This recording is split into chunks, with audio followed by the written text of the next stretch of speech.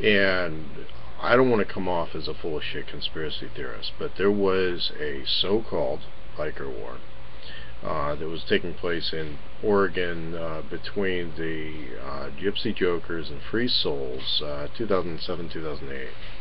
And if you look on YouTube, it eventually reached a point where they had to publish their own videos. They had to publish their own stuff to counter what was being told in the mainstream media, a lot of times through a BATF agent by the name of Bernard Tooler, or I'm not quite, or they call him Bernie Tooler. Now, I don't know a whole lot about the guy, except I would venture to guess at this point he may be retired.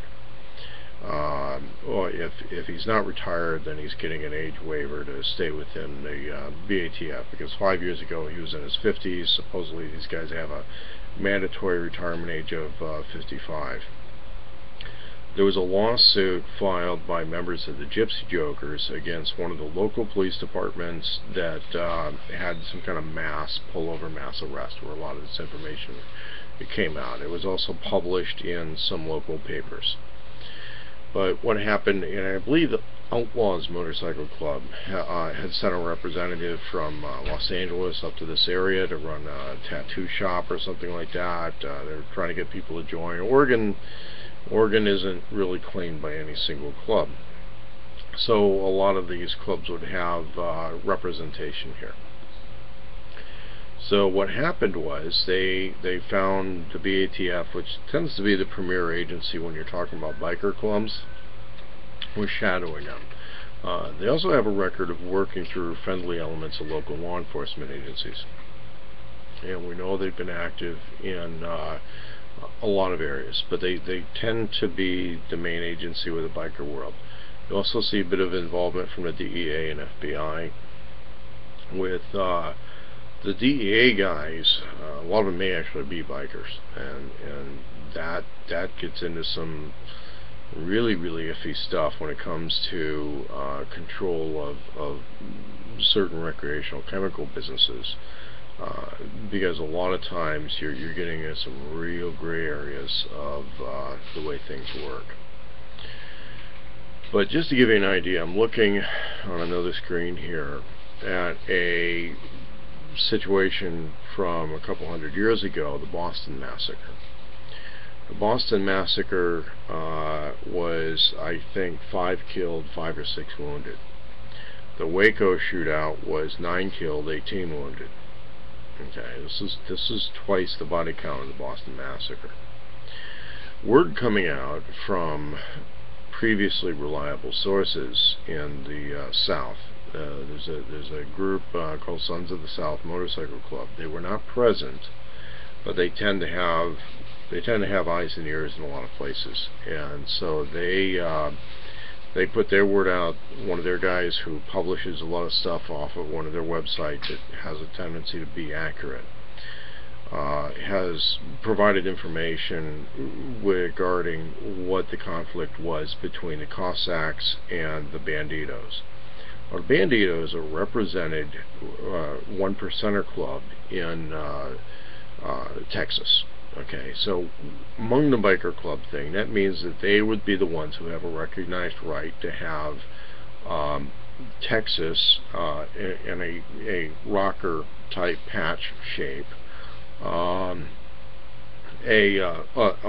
underneath the state, or underneath the club patch.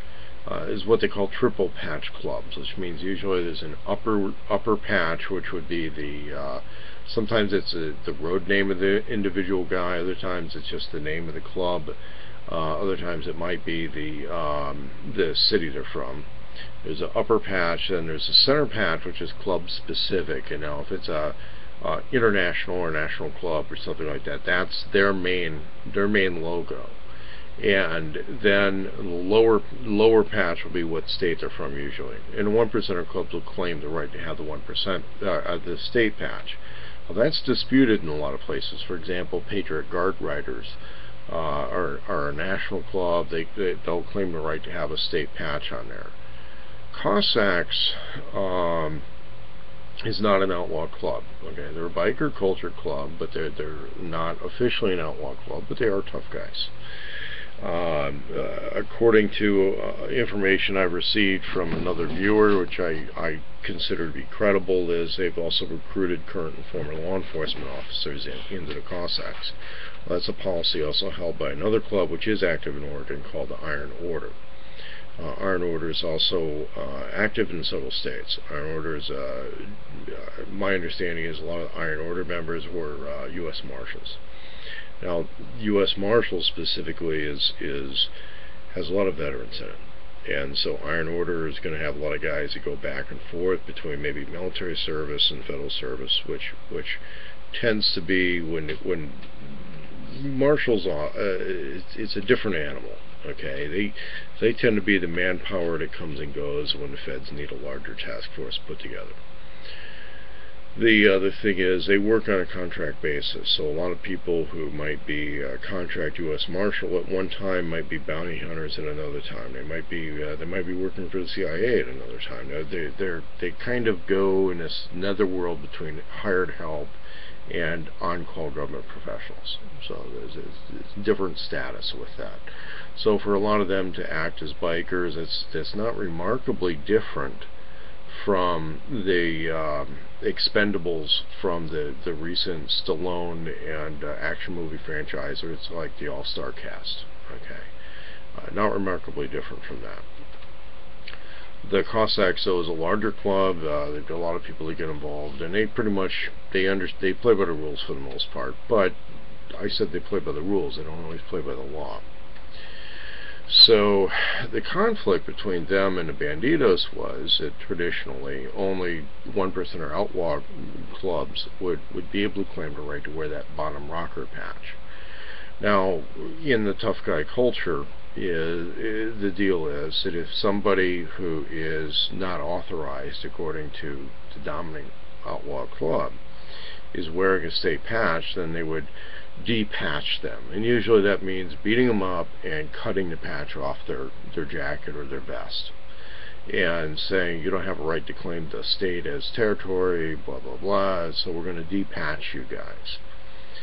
According to some reports, this was taking place at the Twin Peaks restaurant bathroom, and that's where a fight broke out. Now, when they depatch somebody's going to break out some kind of a cutting instrument to cut that patch off the other guy's thing. And obviously the guy's going to resist. He's probably also going to call his buddies to resist. Now, when you're talking about the Cossacks, you're talking about guys, weekend bikers, but they're still for real weekend bikers. But a lot of these guys are going to be carrying firearms lawfully. And I would also point out that at that bar, or that club, whatever, restaurant, bar type place, for them to have a respect for the privacy and right to keep and bear arms to their patrons is a good thing. But everybody's big boys rules. So in this depatching incident, it turned into a brawl. It turned into a riot. It turned into a violent riot. Now, in previous videos I made, I was just a couple days ago, we talked about how a shooting spree is an inappropriate way to deal with a riot for a number of reasons. Now, it's not just the legal repercussions, but it starts shit. And it tends to get whatever the sides are to go against whoever did the shooting spree. Now, initial news reports and damage control were that this incident was entirely between the bikers. The cops showed up, engaged a few people, shot at some people, and everybody dropped their weapons and surrendered. Well, the next segment of this, and I think I'm just going to tag it with this other video, we're going to get a little better look at what probably happened. It still remains unconfirmed, but I'm going off of official and unofficial reports, and we're going to look at those bit by bit. Sources is that the vast majority of the fatalities were from automatic weapons fire from police. Now, we would assume if somebody's looking at the police M4 type rifles and saying, oh, they must be full automatic because police can have full automatics. That's may or may not be the case. In Texas, they're gun guys. They may have take-home rifles which are not full automatic. We don't know. One of the things I'm noticing, though, is there's not a lot of posting at least nothing showing up in the front sections of Google or on YouTube, from somebody who's posting a video saying, I was there, here's what happened. Nobody's posting that. Not even somebody who is just a buy, not even a waitress. Okay, nobody's saying, I was there, here's what happened. Now we do know initial arrest numbers were at 165. Now somewhere around 200 people have been arrested. There were press releases and statements made by the police chiefs and senior law enforcement people in that area, who at this point were all local law enforcement. We have to assume that in any biker gathering that large, there was also a number of federal law enforcement people working undercover. You're going to assume that. You don't have that many bikers in that many places without undercover operatives. There's also no reports coming out from that. The FBI is now investigating. They're the senior agency. One of the things to understand is that they're also functionally, in many ways, the supervising agency for the other agencies. But whenever there's a recommendation for some kind of action to be taken against another agency, like misbehavior of agents, it's very, very hush-hush. You know, a lot of times it's just never going to hit the news. You just don't hear much. You're not going to hear it. It's going to be something that's very, very discreetly handled. But those people would have been in a position to influence what went down when it did go down. We know that this started between the Banditos and the Cossacks, but I've been watching video of the mass shakedowns. Everybody I see is Cossacks being kind of mass processed through. The cops are guarding them, they're being processed through, that sort of a thing. Banditos may not, in general, I don't know if they would have put up with that shit. They might have scattered, they might be on a run at this stage, we don't know. There was a press release put out by the police that said that they had, or not a press release, but an alert that was put throughout Texas area law enforcement that said that both Banditos and Cossacks leadership had placed some kind of a general hit on police. Now this statement was a statement that there is an existence of a warfare between those motorcycle clubs and the police. The other thing is, people observing in that area said that the police have been very guarded, very scared, very, very tense. We also know that they're holding close to 200 people. Nobody's giving any statements. There are very few statements. The information we're getting is coming from Sons of the South Motorcycle Club. There's a guy who's a blogger.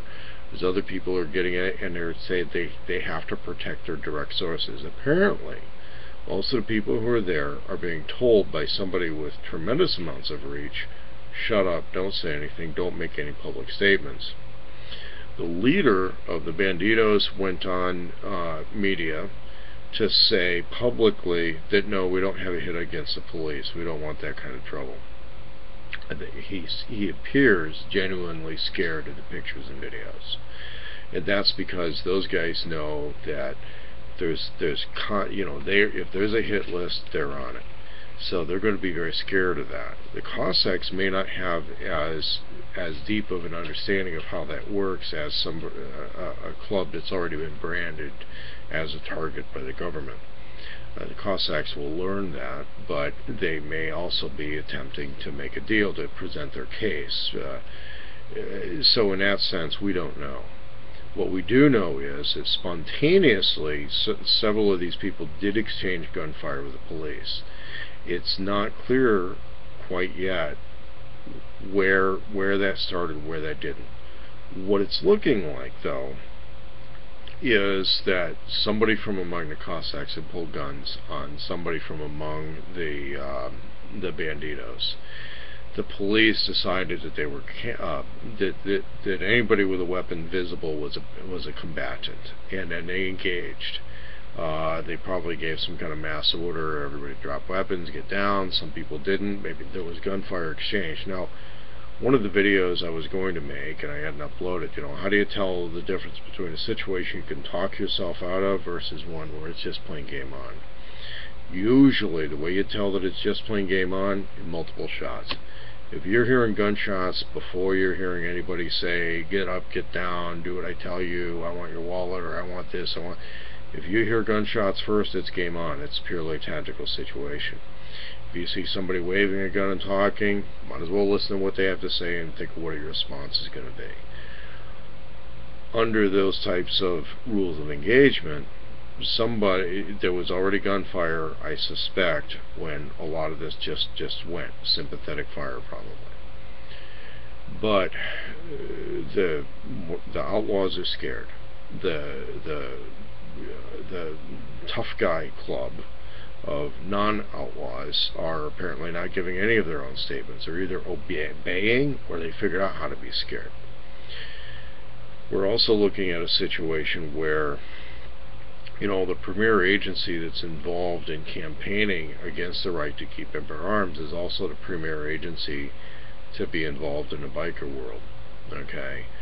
Generally speaking, in a militia movement, it's been the FBI, not the BATF. The BATF will press a case, but it's usually been, you know, Homeland Security or FBI or somebody like that. Not so much the BATF. BATF really runs a lot in the biker world, and the DEA will have a fair amount of influence there too.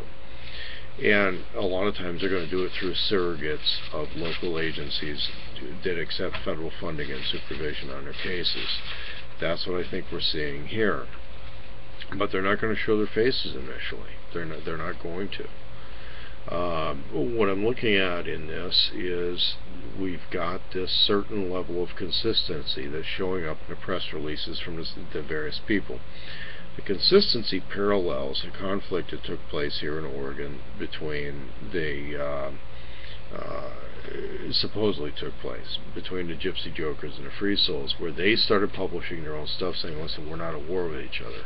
You know, there's people reporting things that aren't the case. In this, when the police reported, hey, wait, the initial report was they're at war with each other, and that's where the body count came from. That's what the initial reports were. That's what my video responded to. There's a number of articles here that says, hey, there was a big body count from biker versus biker. Then we hear, oh, there was a little bit of exchange of gunfire between the combatants and the bikers and the police. Now we're hearing that the majority of fatalities were at the hands of police. We're also hearing that a bunch of people are too scared to talk because somebody or something is threatening to reach them. And bikers who are just pissed off at each other, they're going to talk shit, just like the gangbangers, just like the rap stars start making rap videos where they talk shit against each other, but they're not talking shit. There was a police alert that said, oh, by the way, fellow officers, the war is between the police and the bikers, so be on the alert.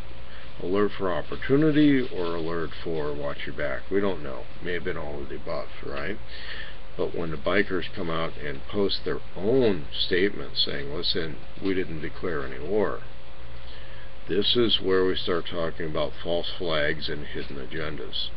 And I don't want to come off as a full of shit conspiracy theorist here, but we're talking about a body count that doubled the Boston Massacre over, you know, maybe somebody was somebody was defending themselves with a firearm against a knife. All of a sudden the police are opening up on everybody in sight. Everybody in sight who happened to have a gun in their hand. We don't know. One report, unconfirmed right now, is that there were 4 officers who did the majority of the shooting. This is going to be worth looking into further. We can't come to conclusions on this. If by your associations or people you may know, you may be asked to help get somebody to safety, to protect witnesses, to hide somebody who is on the run from this thing, who knows the truth. My advice on that would be to assist those people, get them to give a video statement of what they know, what they saw. Now, it may not be 100% accurate because they only saw it from one perspective. Their memory is starting to fade. Human memory does have flaws, which hopefully get sorted out before you get to court, but a lot of times we want to have some statements. What do you remember? Do you remember this? Do you remember that? Oh, I remember that. Those types of things. We want to sort that out. We want to sort out a timeline on what happened I think this needs to be treated from a patriot movement standpoint as a witness protection situation. We are not soliciting false anti-government testimony.